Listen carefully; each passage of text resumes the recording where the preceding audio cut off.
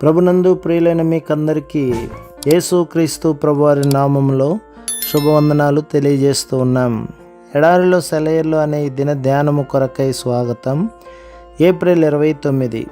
ఏలియా మన వంటి స్వభావము గల మనుషుడే. యాకోబు పత్రిక 5వ అధ్యాయం 17వ వచనం. అందుకు దేవునికి వందనాలు.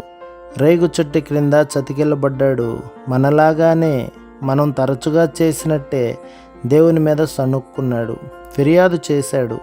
మనకులాగానే అతనిలోనూ అపనమ్మకం చోటు చేసుకుంది. అయితే నిజంగా దేవునితో సంబంధం ఏర్పడిన తర్వాత మాత్రం కథ మలుపు తిరిగింది.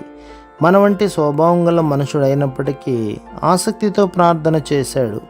ఇంతకన్నా శ్రేష్టమైన ఆనందం మరొకటి లేదు. ఏలియా కేవలం ఆసక్తితోనే ప్రార్థన చేయలేదు, ప్రార్థనాపూర్వకంగా ప్రార్థించాడు, ప్రార్థిస్తూనే ఉన్నాడు. ఇక్కడ మనం నేర్చుకునే పాఠం ఏమిటి? మనం వదలకుండా ప్రార్థించాలి. కర్మేలు పర్వత శిఖరం మీదకి ఎక్కిరండి.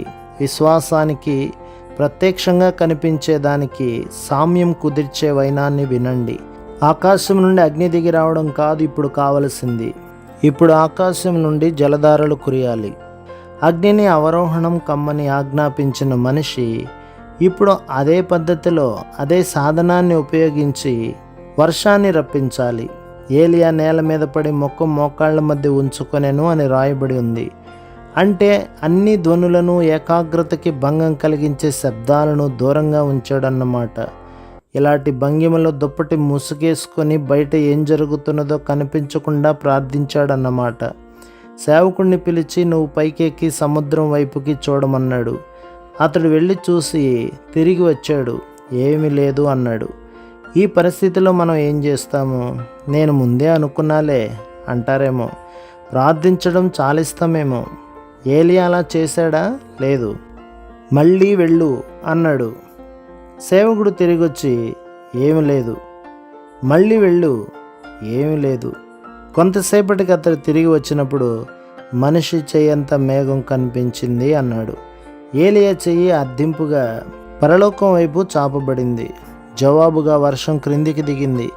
ఎంత త్వరగా కురిసిందంటే తన పంచ కళ్యాణి గుర్రాల సహాయంతో ఆహబు సమరయ ద్వారాన్ని చేరలేకపోయాడు.